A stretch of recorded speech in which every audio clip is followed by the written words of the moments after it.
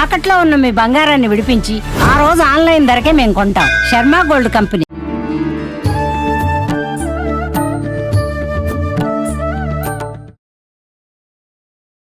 నమస్కారం, welcome to I ధర్మ మార్గం కార్యక్రమానికి స్వాగతం. నేను మీ విజిత. ప్రస్తుతం మనతో పాటు ఉన్నారు వేద పండితులు చిర్రావూరి శ్రీరామ్ శర్మ గారు. ఇప్పుడు వారితో మాట్లాడి వినాయక చవితికి సంబంధించిన విశేషాలన్నింటి కూడా డీటెయిల్గా తెలుసుకుందాం. నమస్కారం అండి. నమస్కారం అండి. మనకు వినాయక చవితి భాద్రపద మాసం మొదలైంది అనంటే ప్రతి ఒక్కరు కూడా ఎదురు చూసేది వినాయక నవరాత్రుల గురించి. ముఖ్యంగా వినాయక చవితి అనగానే ఇప్పుడు చూస్తున్నాం హంగులు ఆర్భాటాలు రకరకాలుగా. అసలు ఏంటండి, మనకు పురాతన కాలంలో నవరాత్రులు అనే కాన్సెప్టే లేదని విన్నాము. మట్టి ప్రతిమని మాత్రమే పూజించాలని విన్నాము. ఇప్పుడు చూస్తే అంతా రివర్స్లో ఉంది. దాని గురించి తెలియజేయండి, విశిష్టత ఏంటి? శుక్లాం వరధరం విష్ణుం శశివర్ణం చతుర్భుజం ప్రసన్నవదనం ధ్యాయేత్ సర్వవిఘ్నోపశాంతయే. నమస్కారం. చాలా చక్కటి ప్రశ్న వేశారు. వాస్తవానికి ఈ వినాయక చవితి అనేటటువంటిది మనకి గణేష పురాణం, ముద్గల పురాణం, అలాగే పద్మపురాణం, భవిష్య పురాణం, ఇలా అనేక పురాణాలలో ఈ చవితులు ఎప్పుడు చేయాలి, ఎలా చేయాలి, ఈ చవితులు ఏ చవితుల వల్ల ఎటువంటి ఫలితాలు అన్నీ కూడా విస్తారంగా చెప్పారు. అయితే అన్ని చవితులలోనూ మాఘమాసంలో బహుళ చవితి, సంకష్టహర చతుర్థి అంటాం. దాన్ని ముఖ్యంగా సంకష్టి వ్రతాన్ని మన తెలంగాణ ప్రాంతంలో ఆచరించే వాళ్ళందరూ కూడా చేస్తున్నారు. అక్కడి నుంచి ప్రారంభించి మళ్ళీ ఉద్యాపన చేస్తారు. ఈ భాద్రపద చవితికి ఒక వైశిష్ట్యం అదే పురాణాల్లో చెప్పారు. అయితే మీరు అడిగినటువంటి ప్రశ్న, ఈ పురాణాలలో చెప్పబడినటువంటి పూజా విధానం ఏమిటి? మనకి భవిష్య పురాణంలో స్వామివారిని గురించి, ఈ వరసిద్ధి వినాయక స్వామివారి గురించి ఆవిర్భావం చెప్తూ ఏకదంతం శూర్పకర్ణం గజవక్త్రం చతుర్భుజం పాశాంకుశధరం దేవం ధ్యాయేత్ సిద్ధి వినాయకం అని చెప్పారు. అంటే ఒకే దంతమే మాత్రమే ఉన్నవాడు ఆయన. శూర్పకర్ణము అంటే చాటల లాంటి పెద్ద పెద్ద చెవులు ఉన్నవాడు. అలాగే గజవక్త్రం, గజము ముఖముగా కలిగినవాడు. చతుర్భుజం 4 చేతులు ఉన్నవాడు. అంటే చెప్పినటువంటి రూపం ఎలా ఉండాలి అంటే గమ్మత్తుగా 4 చేతుల్లో ఏమున్నాయో చెప్పాలి. వాస్తవానికి చెప్పలా. పాశాంకుశధరం, ఒక చేతిలో పాశం పట్టుకున్నాడు, ఇంకో చేతిలో అంకుశం పట్టుకున్నాడు అని వదిలేశారు. మిగతా 2 చేతుల్లో ఏమున్నాయి అనేది మనల్ని ఆలోచింప చేయాలి. అంటే గణపతి యొక్క తత్వమే ఆలోచింప చేసే తత్వం. అందువల్ల ఆయన శ్లోకంలోనే ఆలోచిస్తే అక్కడే కనిపిస్తాయి. అంటే ఏకదంతమని ఒక దంతమే ఉంది అని చెప్పడంతో రెండో దంతం లేదు, లేని దంతాన్ని మళ్ళీ ఆయన పట్టుకుని ఉండాలి కదా. అందువల్ల ఒక చేతిలో దంతాన్ని పట్టుకుని ఉన్నాడు అంటే 3వ చేతిలో దంతాన్ని పట్టుకుని ఉన్నాడు అని అర్థం చేసుకోవాలి. అలాగే శూర్పకర్ణం, చెవులు బాగా ఉన్నాయని ఎందుకు చెప్పారు అంటే ఆయన స్తోత్రాల్ని ఎక్కువ ఇష్టపడతాడు. అందువల్ల గణేష నవరాత్రుల్లో కానీ గణేష పూజలలో కానీ ఈ స్తోత్రానికి ఎక్కువ ప్రాశస్త్యం ఉంటుంది. అవి వినడానికి ఇష్టపడతాడు కాబట్టి చెవులు చాటలా చేసి విను అని చెప్తూ ఉంటాం. చెవులు అంత పెద్దగా ఉంచుకున్నట్ట. అలాగే గజవక్త్రం, ఆయన గజవక్త్రంగా పెట్టుకున్నాడు. గజవక్త్రం అని ప్రత్యేకంగా చెప్పడంలో అర్థం ఏంటంటే ఏనుగు అన్ని జీవులలోనూ కూడా ఎక్కువ ఆహార ప్రియాన్ని కలిగి ఉంటుంది. గజముఖుడుగా చెప్పబడుతున్నటువంటి గణపతికి కూడా ఆహారం అనేది చాలా ఎక్కువ ప్రీతి కాబట్టి ఆయన ఎదురుకుండా ఏదో ఒక ఆహార పదార్థాన్ని పెట్టడం అనేది మనకు పరిపాటిగా కనిపిస్తుంది. అంటే అన్ని ఆహారాల్లో ఆయనకి ఏది ఇష్టము అంటే మళ్ళీ అదే గణపతి సహస్రనామంలో లడ్డుక ప్రియాయ నమః అని ఉంది. అంటే లడ్డు ఎప్పుడూ కూడా చూస్తూ ఉంటే ఆనందపడుతూ ఉంటాడట ఆయన. అందువల్ల 4వ చేతిలో లడ్డువులు ధరించాలి అని. అంటే ఇప్పుడు మూర్తి యొక్క రూపం పాశ అంకుశాలు, అలాగే ఒక దాంతో దంతము, ఇంకో దాంతో లడ్డువులు పట్టుకోవాలి అనేది రూపం. అంటే 4 చేతులతో ఉన్నటువంటిది రూపం. అంటే ఇప్పుడు మీరు చెప్పిన ఇవన్నీ కలిగి ఉన్న మూర్తినే మనం తెచ్చుకోవాల్సి ఉంటుందా? ఈ మూర్తినే చేయమని మనకి పురాణాల్లో చెప్పబడింది. తప్పితే నాకు భగవంతుడు నాకు ఇష్టమయ్యాడని 10 చేతులు 20 చేతులు 30 చేతులు చేయకూడదు. ఆయన నుంచున్నట్లు చేయకూడదు. కూర్చున్న మూర్తి చేతిలో ఈ 4 బాహువులతో ఇవి పట్టుకున్న మూర్తిని చేయాలి. ఎలా చేయాలి అనే దగ్గర బంగారంతో చేయమన్నారు, వెండితో చేయమన్నారు, రాగితో చేయమన్నారు, మట్టితో కానీ చేయమన్నారు. మనం సత్యనారాయణ వ్రతం చూసినా ఇలాగే చేయమంటారు ఏ దానికైనా. అయితే వీటిల్లో మట్టితోనే ఎందుకు చేయవలసి వస్తుంది అంటే మట్టికి చాలా గొప్ప ప్రాశస్త్యాన్ని మన దాంట్లో చెప్పారు. మృత్తికే హనమే పాపం అని వేదంలో కూడా ఆ పాపాన్ని అంతా కూడా పోగొట్టేది మట్టి. ఇందువల్ల మట్టి వల్ల పుట్టాం కాబట్టే మనం కర్మలు చేయగలుగుతున్నాం. దేవతలు ఇక్కడ చేసినటువంటి పుణ్యాల్ని అనుభవించడం తప్పితే కొత్త కర్మలు వాళ్ళు చేయలేరట అక్కడ. అందువల్ల కర్మని చేయాలి అంటే ముందర మట్టి ముఖ్యం కాబట్టి పంచభూత తత్వాల్లో మూలాధారంలో ఆయన ఉంటాడు, మూలాధార చక్రంలో. దానికి ప్రతీక పృథివీ తత్వం కాబట్టి మట్టితో చేయడం అనేది మృణమయ వినాయకుడు చాలా మంచిది అని. కేవలం మృణమయ వినాయకుడిని చేయాలి. ఎంత పరిమాణంలో చేయాలి అంటే అది ఒక అడుగు మించి ఉండకూడదుట చేసేటటువంటి మూర్తి కూడా. అలా ఎవరి ఇళ్లలో వాళ్ళు ఎలా చేయాలి దీన్ని కూడా, ఈ మట్టిని కూడా అంటే మట్టిని తీసుకుని రావడానికి ఒక మంత్రం, దాన్ని గట్టిగా ఇలాగా మట్టినంతా కలగవేయడానికి ఒక మంత్రం, దాన్ని నీళ్లు పోయడానికి ఒక మంత్రం, వినాయకుడు విగ్రహం తయారు చేయడానికి ఒక మంత్రం, ఇలా రకరకాల మంత్రాలు చెప్పారు. ఇలా ఆ మంత్రాలతో ఆ విగ్రహాన్ని తయారు చేసుకుని ఇంట్లో పెట్టుకుని పూజ చేయాలి. ఎప్పుడు పూజ చేయాలి అంటే చవితి రోజు పూజ చేయాలి. పూజా సమయం వాస్తవంగా మనకి పురాణాల్లో కనుక వెళ్ళినట్లయితే ఈ పూజ మధ్యాహ్న సమయంలో చేయండి అన్నారు, ఉదయం సమయంలో చేసేది కాదు. ఇది శుక్లపక్షంలో చవితి మధ్యాహ్నంలో చేయాలి. సంకష్టం అంటే బహుళ చవితి సాయంత్రంలో చంద్రదర్శనానికి పూర్వం పూజ చేయాలి. మధ్యాహ్నం పూజ చేసి ఈ వ్రతాన్నంతా కూడా చేసుకోమన్నారు, చవితి పూజ అంతా కూడా. ఈ చవితి పూజల్లో ఈ చవితికి ఎందుకు ప్రాశస్త్యం వచ్చింది అనేది మన సందర్భంగా కనుక చెప్పుకున్నట్లయితే, ఈ చవితి అనేటటువంటి తిథి అంటే 15 తిథులు మనకి, అమావాస్యతో కలిపితే 16. బ్రహ్మదేవుడు ఈ తిథులను కూడా ఆయన సృష్టించట. ఈ కథ అంతా కూడా మళ్ళీ ముద్గల పురాణంలోనే చెప్పబడింది. సృష్టించేటప్పుడు ప్రథమ నుంచి 1 to 16 రావాలి, కానీ ఆయన ఫస్ట్ సృష్టిద్దాం దీన్ని అని అనుకున్న వెంటనే చవితి అనేటటువంటి చతుర్థి అనేటటువంటి తిథి పుట్టిందట. అది చూసి ఆయన ఆశ్చర్యపోయట, ఏంటి నాలాగా ఉంది ఏంటి అని. ఎందుకు అంటే ఆ చవితి అనేటటువంటి తిథి కూడా మహామాయా తిథీనాం సా జనని కామరూపిణి చతుష్పదాం తథా దక్ష చతుర్హస్తాం సుశోభనామని, 4 ముఖాలు బ్రహ్మగారి లాగానే 4 చేతులతో చాలా కామరూపిణి అంటే ఒకసారి ఇలా ఉంటుంది, ఒకసారి అలా మారిపోతుందట. ఏంటి చవితి అనేది చాలా గమ్మత్తుగా ఉంది అలాగా అని అనుకున్నట్ట.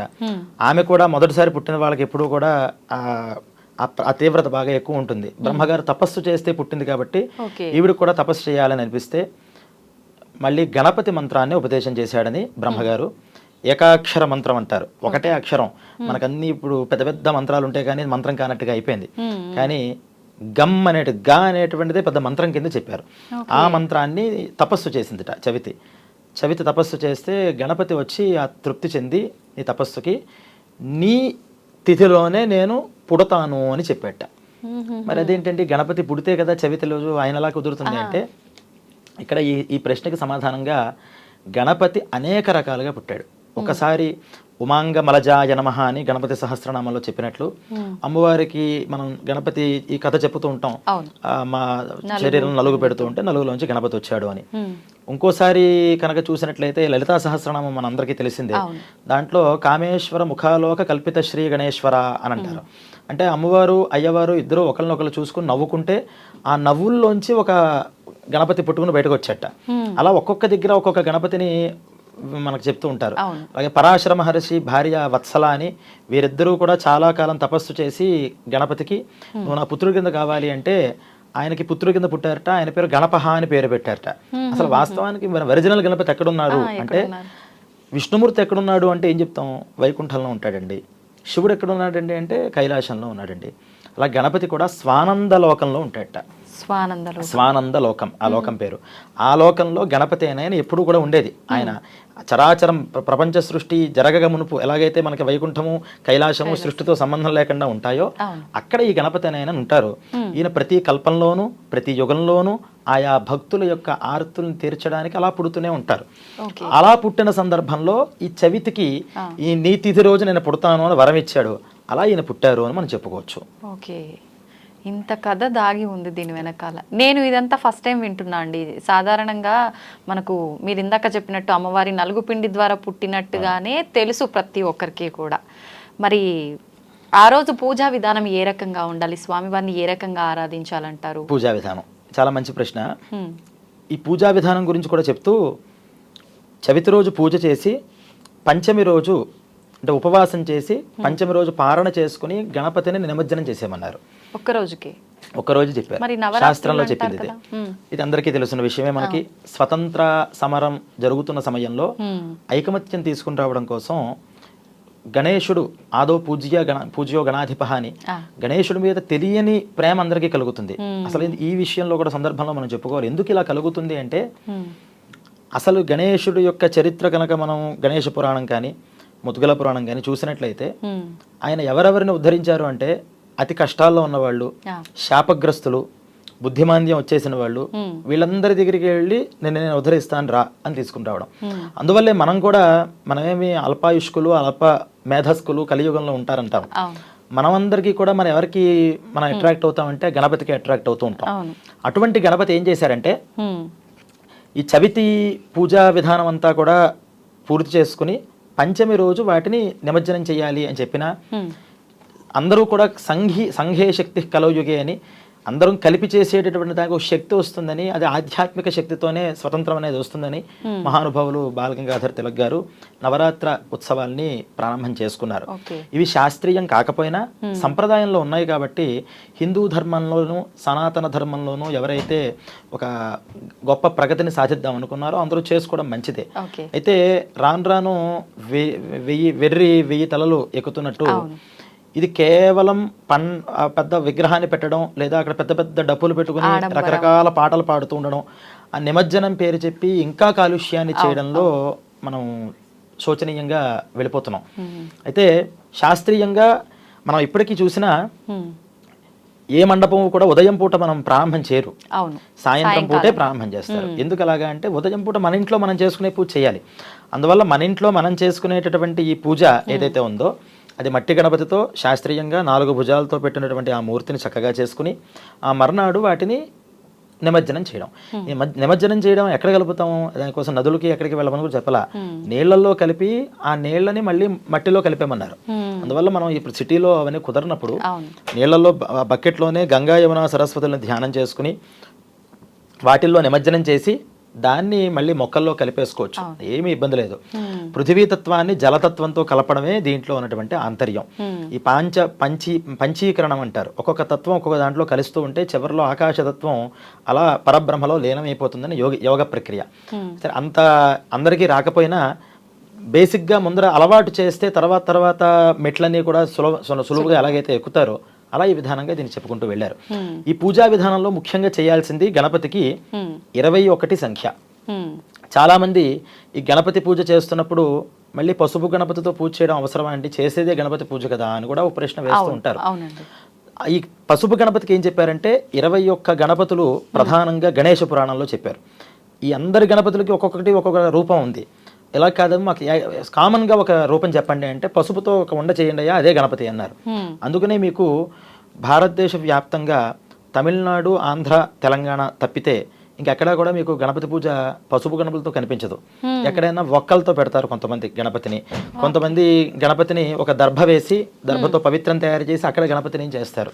మరి పసుపుతో చేసేది మాత్రం మన దగ్గరే కనిపిస్తుంది. ఇది గణేశ పురాణంలో చెప్పబడింది. 21 గణపతులకి ఆయనకి ప్రతీక కాబట్టి ఫస్ట్ సాంగంగా ఉన్నటువంటి గణపతికి పూజ చేసి అప్పుడు దాంట్లోంచి వచ్చినటువంటి ఒక భాగం అయినటువంటి చతుర్ముఖ సిద్ధి గణపతిని మనం పూజ చేస్తూ ఉంటాం. అందువల్ల వినాయకుడికి వివాహం చేసినప్పుడు కూడా మళ్ళీ గణపతి పూజ చేసి ఆయన వివాహం చేసుకున్నట్ట. ఈ గణప ఇందాక చెప్పాను కదా, పరాశరుడు పుత్రుడుగా ఉన్నప్పుడు జాతకర్మాది సంస్కారాలు అన్ని చేసినప్పుడు కూడా గణపతి పూజ చేసి ఆయన కూడా పూజ చేశారు. స్వానంద లోకంలో ఉన్నటువంటి ఆ మహాగణపతికి ఈ పసుపు గణపతికి పూజ చేస్తే అక్కడికి పూజలు చెందుతూ ఉంటాయి. అందువల్ల ఆ గణపతి పూజ చేసుకోవాలి.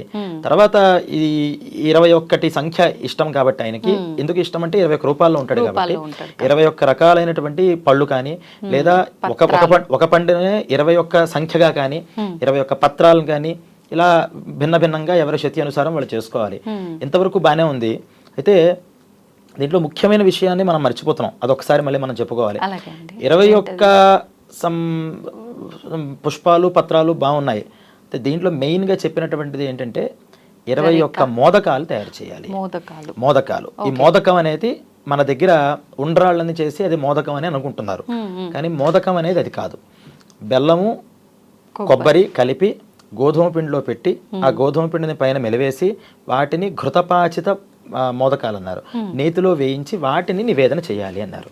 అందువల్ల 21 నివేదన చేయడమా అంటే 21 గణపతి ముందరకు పెట్టి నివేదన చేసి దాంట్లో 10 మోదకాలు ఒక బ్రాహ్మడికి వాయన రూపంగా ఇమ్మన్నారు. ఇంకో 10 మోదకాలు తాను ప్రసాద రూపంగా తీసుకుని ఒక మోదకం మాత్రం గణపతి ఎదురుగా పెట్టాలట. గణపతి ఎదురుకుండా సాధారణంగా ఏ పూజలు చేసినా ఆయనకి కనిపించేలాగా నివేదన ఉంటేనే తృప్తి కలుగుతుంది. అందువల్ల మామూలుగా మనం ఏం చేస్తాం, ప్రసాదం చూపించి అన్ని మనం తీసేసుకుంటాం. కానీ గణపతి దగ్గర అలా కుదరదు. ఒక ప్రసాదం ఎప్పుడు మళ్ళీ ఇంకో పూజ చేసి ఇంకో ప్రసాదం పెట్టేదాకా కూడా అది అలా కనిపిస్తూ ఉండాలి. ఫలమైనా సరే, ఏ ఫలమైనా ఇంకోటి ఏదైనా సరే. వాటిల్లో ఇలా వండిన పదార్థాలు ఇష్టం కాబట్టి మనకి మండపాల మీద కూడా అన్ని చోట్ల లడ్డు నా చేతిలో పెట్టే ఉంచుతారు. ఆ లడ్డు పాట పాడి మళ్ళీ మర్నాడు ఇంకో కొత్త లడ్డు పెట్టేదాకా కూడా అక్కడ పెడుతూ ఉంటారు. అందువల్ల ఈ విధానంగా దాన్ని మనం పూజా విధానం చేసుకోవాలి. ఈ 21 సంఖ్యలతో చెప్పబడినటువంటిది చూసుకోవాలి. వీటిల్లో దూర్వా పూజ అనేది ఇంకా వైశిష్ట్యంగా చెప్పబడుతోంది. ఓకే, ముఖ్యంగా 21 పత్రాలతో మనం పూజ చేసినా ముఖ్యంగా గరిక లేనిది వినాయకుడికి పూజ అనేది పూర్తి అవ్వదు అని అంటుంటాం కదా. గరికకి వినాయకుడికి సంబంధం ఏంటండి అసలు? చాలా మంచి ప్రశ్న వేశారు. గరిక లేనిదే ఎక్కడా పూజ ప్రారంభమవుదు. మనకి చిన్న చిన్న పల్లెటూరుల్లోకి వెళ్ళినా గణపతి పూజ అంటే అక్కడ ఉన్నటువంటి గడ్డిని తీసుకొచ్చి ఇచ్చేస్తారు. అవును, చాలా మంది అడిగే ఏంటంటే అదేం పెద్ద ఏం బాగుంటుంది, పరిమళమా ఇంకోట, గులాబీ పూలు పెట్టామంటే వాసన ఉంటాయి, ఏముంటుంది దానికి, తృణప్రాయంగా చాలా గడ్డి పూసలాగా అంటాము. మరి రామాయణంలో కూడా అమ్మవారు గడ్డిని తృణమంతరకృత్వ అని గడ్డిని పెట్టింది చాలా తక్కువగా భావన చేస్తూ. ఏమిటి గడ్డిని అంత చేశాడంటే అదే గణపతి యొక్క వైశిష్ట్యం. ప్రపంచంలో ఏది మనం చాలా తక్కువ అంటామో, గడ్డి పోసంత సమానం అంటామో, దాన్నే ఆయన శిరస్సు మీద పెట్టుకున్నాడు అని. ఈ గరికకు కూడా మనకి ముద్గల పురాణంలో ఒక కథని చెప్పారు. బ్రహ్మ ఈ భూమి మీద ఓషధులు ఉండాలి, ఓషధులు పుడితేనే ఈ ప్రాణికోటికి శక్తి అనేది వస్తుంది. భూమి లేకపోతే ఏ మొక్క, మనం ఒకసారి ఊహించుకోండి, ఏ మొక్క మాను లేకపోతే భూమంతా ఎడారిలాగా ఉంటే అసలు ఇక్కడ ఎవరు బ్రతుకుతారు, బ్రతకడానికి ఆస్వాదన ఉంటుందా? అందువల్ల ఓషధులు పుట్టించాలి అనుకున్నారట. అనుకున్న దాంతో ఫస్ట్ ఇలాగా ఆయన తపస్సు చేసి, తపస్సుతోనే బ్రహ్మగారి సృష్టి అంతా తపస్సే, కళ్ళు మూసుకుని తపస్సు చేయడంతోనే ముందర పుట్టింది ఈ దూర్వా, దాన్ని గరిక అంటాం. ముందర పుట్టిందట. పుట్టడంతోనే మరి ఇందాక చెప్పుకున్నట్లే ఫస్ట్ పుట్టింది ఎప్పుడు కూడా చాలా గ్రావిటీ ఎక్కువ ఉంటుంది. వెంటనే ఇది కూడా నేను తపస్సు చేస్తాను అంటే ఆయనకు కూడా మళ్ళీ గణపతి మంత్రమే ఉపదేశం చేసేట బ్రహ్మగారు. ఏమిటి అస్తమానం బ్రహ్మగారు గణపతిని అని ఒక డౌట్ రావచ్చు మనకు. అసలు బ్రహ్మగారు సృష్టి చేయడానికి కూడా కారణం గణపతే అని. ఆయన మంత్రాలు తెలియవు, అసలు ఏం చేయాలో తెలియదు. నిన్న ఏం చేశామో ఈ రోజు మనకి గుర్తుంటుంది నిద్రపోయి లేచిన. ఎందుకంటే నిద్ర అనేది చాలా షార్ట్ టైం పీరియడ్. మనం చూస్తూ ఉంటాం, ఒక నెల రోజులు 2 నెలలు కోమాకి వెళ్ళిపోయిన వచ్చిన వాళ్ళకి వెనకాల స్మృతులు తొందరగా గుర్తురావు. ఒక ప్రళయం వచ్చి ఇంకో సృష్టి జరిగే టైంలో చాలా కొన్ని లక్షల సంవత్సరాలు ఉంటుంది. ఈ సంవత్సరాల టైంకి బ్రహ్మగారికి కూడా ఏం జరిగింది, నేను ఎలా చేశాననే జ్ఞాపకాలు ఏమి రాకుండా పోతున్నాయి. అవి జ్ఞాపకాలు తీసుకొస్తేనే మళ్ళీ ఆయన పూర్వం చేసినట్టుగా మళ్ళీ సృష్టి చేయగలుగుతాడు. దానికోసం ఆయనకి ఏం చేయాలో తెలియక ఆలోచించడం ప్రారంభించట. అది స్వభావం, మనిషి యొక్క స్వభావం, ఆలోచన.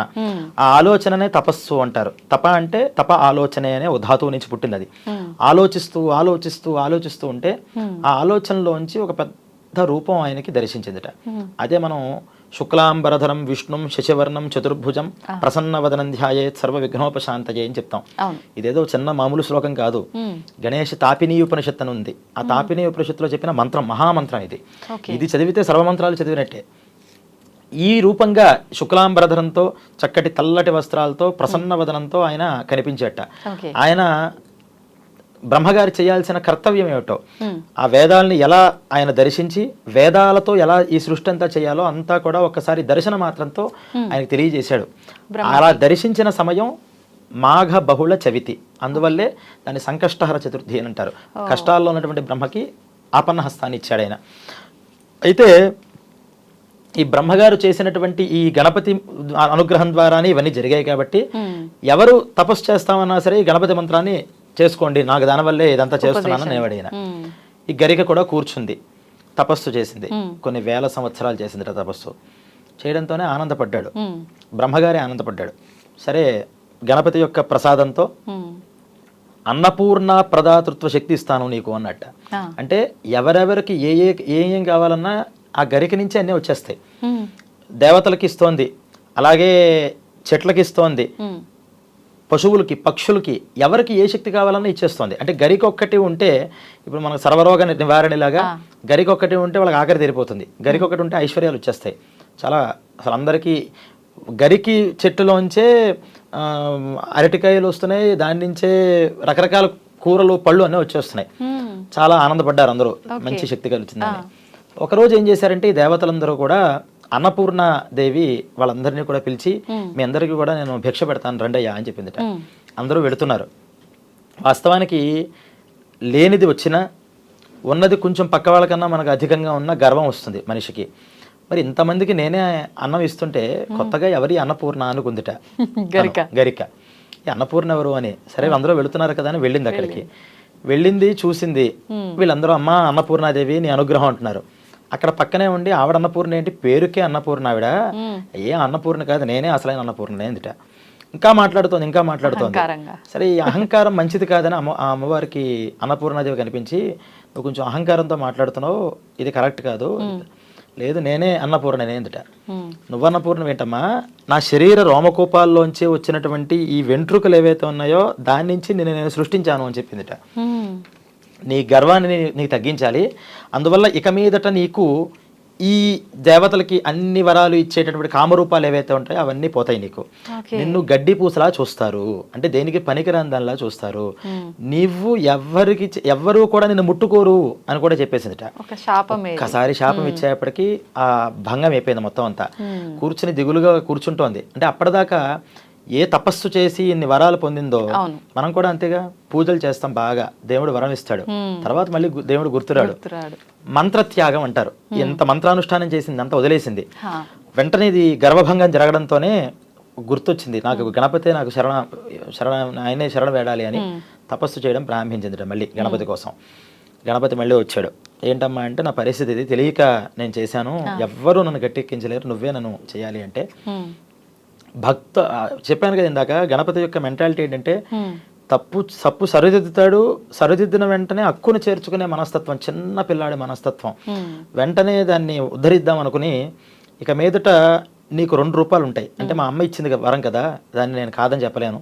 అన్నపూర్ణ అంటే సాక్షాత్తు పార్వతి, దుర్గా స్వరూపం.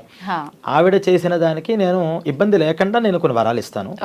ఆవిడ చెప్పినట్లే నువ్వు భూమి మీద తృణప్రాయంగా ఉంటావు, కానీ నీకు ఇంకో రూపం ఉంటుంది. అంశ రూపం ఇక్కడ ఉంటుంది, ఇంకో రూపం నీకు దేవతాలోకంలో ఉంటుంది. అక్కడ నువ్వు యథావిధిగా ఇక్కడ దాకా ఎలాగైతే అన్నపూర్ణ స్వరూపంగా అందరికీ ఇచ్చావో, దేవలోకంలో నువ్వు అన్నీ కూడా చేయగలుగుతావు, కానీ భూమి మీద మాత్రం ఇంతవరకునే ఉంటావు. అందరి దేవతలకి నువ్వు పూజకి పనికి వస్తావు, విశేషించి నాకు ఇంకా ప్రియతమం అవుతావు. నువ్వు లేని పూజ అసలు నేను పూజ కింద దాన్ని స్వీకరించను, కానీ మా అమ్మ మాత్రం నిన్ను స్పృశించదు. అందుకనే నా దూర్వయా యజే దుర్గామని ఓ శాస్త్రం. దూర్వలతో దుర్గాదేవికి పెట్టకూడదు, అది పెడితే దానికి చాలా దోషాలు చెప్పారు. ఎందుకంటే వాళ్ళిద్దరికి అంత స్పర్ధ జరిగింది కాబట్టి దూర్వలు పనికిరావు. కానీ గణపతికి మాత్రం ఆ దూర్వలు చాలా పెద్ద వరంగా మారతాయి అని గణపతి చాలా కరుణతో ఆ దూర్వకి ఇదంతా చేసినట్లు చెప్తూ, దూర్వాసమం నమే కించిత్ పూజాయాం సుప్రియం భవేత్.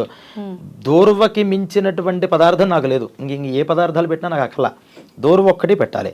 వినా దూర్వాం నిరాహారీ భవిష్యామి, అంటే పెట్టకపోతే పర్వాలేదా అంటే, దూర్వ లేకుండా కనుక నాకు పూజ చేస్తే నువ్వు ఎన్ని పదార్థాలు పెట్టినా నేను అన్నం లేని వాడి కింద మాడిపోతూ ఉంటాను. నిరంతరం ఒకసారి 2 సార్లు కాదు, ఎప్పుడూ కూడా అలాగే ఉంటూ ఉంటాను అని చెప్పేట. అందువల్ల అప్పటి నుంచి కూడా దూర్వలు లేకుండా, అందుకనే వేదంలో కూడా దానికి సహస్ర పరమాదేవి, శతమూల, శతాంకుర అని, అది గడ్డికి మనం ప్రత్యేకంగా దానికి విత్తనాలు వేయక్కల, అది అలా పుట్టుకొస్తూనే ఉంటుంది. లోకంలో ఎవ్వరూ పనికిరాదు అనుకున్నటువంటి ఆ గడ్డికి సహితం ఒక పెద్దదైనటువంటి వరాన్ని ఇచ్చినటువంటి విశాల హృదయం గణపతికి. అటువంటి గణపతికి మనం కూడా తృణప్రాయులమే వాస్తవానికి. మనల్ని కూడా ఎంత శిరస్సు మీద పెట్టుకుంటాడో అని మనం భావన చేసుకోవచ్చు. సంతోషం అండి. నిజంగా గరిక ప్రతి ఒక్క పూజలో మనం వినాయకుడికి మొదటగా పూజ చేసిన తర్వాతే వేరే పూజా కార్యక్రమాలు కానీ ఏ కార్యమైనా చేస్తాము, అది అందరికీ తెలుసు. గరికతోనే వినాయకుడికి పూజ చేస్తే ప్రీతికరం అని తెలుసు, కానీ దీని వెనకాల ఇంత పెద్ద ఆంతర్యం ఉందనైతే అస్సలు తెలీదు. నేను ఫస్ట్ టైం వింటున్నాను. నిజంగా చాలా చక్కగా వివరించారండి. ధన్యవాదాలు.